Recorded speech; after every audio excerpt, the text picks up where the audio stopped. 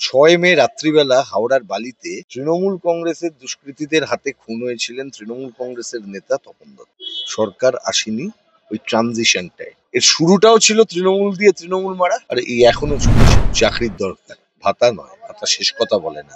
ভাতা একটা সমর্থন, একটা মানুষকে আগে এগোবার জন্য, কিন্তু মানুষকে মাথা তুলে দাঁড়াবার জন্য তার চাকরি দিতে হয়। একটা গভর্নমেন্ট যদি লয়ারদের বিরুদ্ধে কথা বলতে থাকে, তাহলে এই গভর্নমেন্টটা কত অযোগ্য অপদার্থ সেটা বোঝা যাচ্ছে না? কলকাতা পুলিশ তবু দুটো লোককে ধরে আনে, ঠিক করে একটা চার্জশিট দিয়ে দিত, সিবিআই তো তাও পারে না। দাদা, আমরা যেমনটা দেখতে পেলাম, নতুন বছরের শুরুই হলো খুন দিয়ে। মালদায় তৃণমূল কাউন্সিলরকে গুলিবিদ্ধ হয়ে মারা যান। সেই জায়গায় দাঁড়িয়ে মুখ্যমন্ত্রী নিজে পুলিশ মন্ত্রী হয়ে বলছেন পুলিশের ব্যর্থতা। সরকার আসেনি তখনও। তোমরা অনেক ছোট ছিলে। 2011 সালে 13ই মে সরকার তৈরি হয়েছিল পশ্চিমবঙ্গে তৃণমূল। তখন ইলেকশন চলছে। 6 মে রাত্রিবেলা হাওড়ার বালিতে তৃণমূল কংগ্রেসের দুষ্কৃতীদের হাতে খুন হয়েছিলেন তৃণমূল কংগ্রেসের নেতা তপন দত্ত। সরকার আসেনি ওই ট্রানজিশনটায়। ইলেকশন কমিশন তখন ল অ্যান্ড অর্ডারের দায়িত্বে। এর শুরুটাও ছিল তৃণমূল দিয়ে তৃণমূল মারা, আর এই এখনো চলছে। সেই ট্র্যাডিশন ক্রমাগত চলছে, নতুন কিচ্ছু নয়। কিন্তু তিনি পুলিশ মন্ত্রী হয়ে পুলিশের ব্যর্থতা বলছেন, সেটা কোথাও না কোথাও তারই ব্যর্থতা। উনি যখন বলছেন এই পুলিশের ব্যর্থতা, উনি যখন বলছেন মন্ত্রীদের ব্যর্থতা, তখন উনি এটাও বলছেন আমি কত বড় হিরো, দেখো আমি সুপার হিরো, আমি সব করে দিতে পারি, সব খারাপ, একমাত্র আমি ভালো। তিনি কখনো বলেন নিম্ন স্তরের পুলিশরা ঘুষ নেয়, এখন আবার বলছেন উচ্চ স্তরের পুলিশরা ব্যর্থ। একমাত্র উনি ছাড়া সবাই ব্যর্থ। মেগালোম্যানিয়াক, মেগালোম্যানিয়াক মুখ্যমন্ত্রী। তিনি যা বলেন ওটাই শেষ কথা বলেই ধরে নিতে হয় ওনার মতে। উনি শ্রেষ্ঠ, বাকি সবাই খারাপ। স্যার, উনি সন্দেশখালিতে গিয়ে বললেন লক্ষ্মীর ভান্ডার যারা পাচ্ছেন তাদের বিধবা ভাতার পিছনে দৌড়ানোর দরকার নেই। ওনার মন্তব্য নিয়ে কি বিশ্লেষণ করার জন্য আমরা সময় নষ্ট করব? যারা জানেন ওনার মন্তব্যের কি গুরুত্ব, তারা এই সময় নষ্ট করবেন না। কিন্তু দাদা, তাহলে কি রাজ্যটা ভাতার উপরই চলছে? কি চলছে এটা মানুষ বুঝতে পারছেন? চাকরি নেই, কিসের উপর চলছে এটা বড় কথা নয়, মানুষকে চালাতে হবে। মানুষ তো আর মরে যাবে না, মানুষ চলতে থাকবে, মানুষের জীবনটা চলতে থাকে, মানুষকে লড়ে নিতে হয়, করে নিতে হয়। কিন্তু এই চলতে থাকতে থাকতে থাকতে থাকতে একটা সময় মানুষের অধিকারের জন্য লড়াইয়ের কথা মনে হয়। সেই অধিকারের লড়াইটা করতে হয়। চাকরির দরকার, ভাতা নয়। ভাতা শেষ কথা বলে না। ভাতা একটা সমর্থন, একটা মানুষকে আগে এগোবার জন্য, কিন্তু মানুষকে মাথা তুলে দাঁড়াবার জন্য তার চাকরি দিতে হয়। তিনি বললেন সন্দেশখালিতে কোনো ঘটনা ঘটলে 1 সেকেন্ডে তার কানে আসে, কিন্তু সন্দেশখালিতে এত কিছু ঘটে গেল, তখন তিনি কোথায় ছিলেন? তার বাইরে আমরা আলোচনা করি না। তিনি তিনি তিনি তিনি করে তাকে ভগবানের জায়গায় পৌঁছে তো আমার লাভ নেই কিছু। Let's not talk about her, let's talk about our own demands. চাকরি বাকরি, রাস্তাঘাট, কাজ, দারিদ্র, হতাশা, বেকারের যন্ত্রণা, মানুষ প্রত্যেক দিন সর্বশান্ত হয়ে যাচ্ছেন। এই যে মাইক্রোফিন্যান্স কোম্পানি গ্রামের অর্থনীতিকে ধসিয়ে দিচ্ছে। Let's talk about that. Sir, আপনি যেমনটা বললেন চাকরি নেই, আমরা দেখতে পাচ্ছি ধর্মতলার ওয়াই চ্যানেলে শিক্ষার্থীরা বসে আন্দোলন করছেন কার বিরুদ্ধে? আইনজীবীদের বিরুদ্ধে। আইনজীবীরা এত পাওয়ারফুল হয়ে গেছে।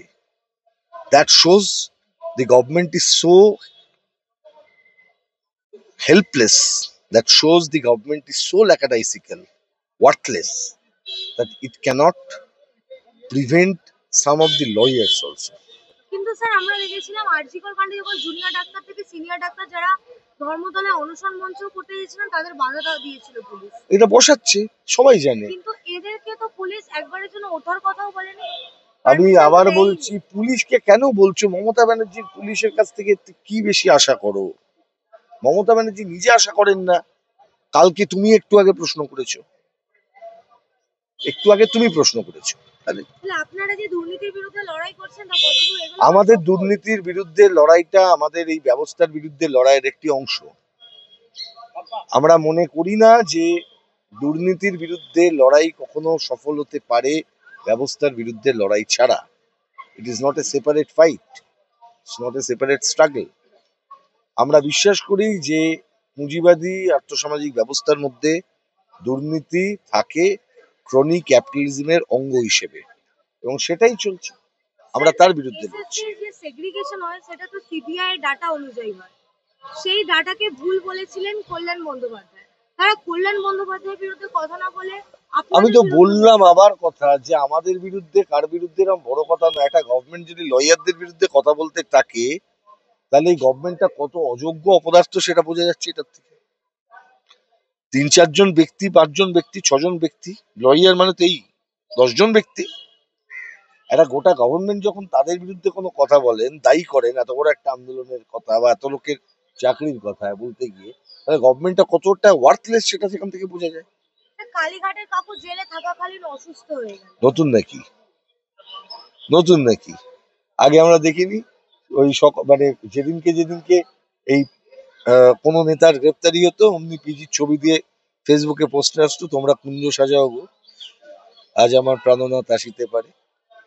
পিজির ওই এটা কি বলে, ওই উডবার্ন ওয়ার্ড, ওটা তো কাদের জন্য তৈরি হয়ে গেছিল সেটা তো আপনারা দেখেছেন। এত বড় হসপিটাল, এত ইনফ্রাস্ট্রাকচার গভর্নমেন্টের, কারা ব্যবহার করতো? সিবিআই যে তাকে অ্যারেস্ট করলো, এই কেসটা কতদূর এগোলো বলে আপনার কোন মনে হচ্ছে? কেস?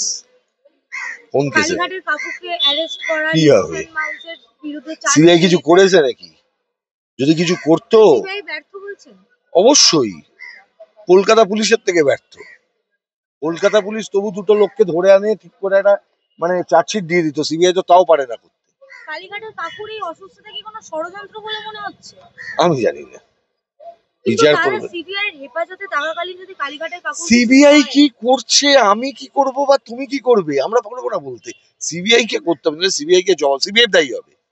কারোর কিছু হলে, অ্যাকিউজ যে কোনো ব্যক্তির কিছু হলে তার দায় সিবিআই এর হবে, ইডির হবে, হেফাজতে।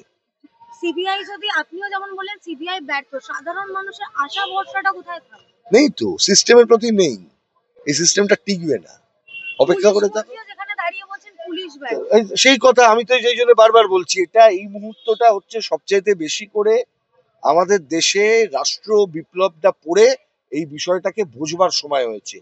আমাদের দেশের প্রত্যেকটি মানুষের লেনিন পড়ার প্রয়োজন হয়েছে, ভগৎ সিং পড়ার প্রয়োজন হয়েছে, যাদের এটা পড়ে বুঝতে হবে এই রাষ্ট্র ব্যবস্থার ধাঁচা টিকতে পারে না, এই রাষ্ট্র ব্যবস্থা ভেঙে যাবে, চুরমার হয়ে যাবে, টিকবে না। যেখানে মানুষ তার ভরসা হারিয়ে ফেলছে, এই রাষ্ট্র কোনোদিন টিকবে না।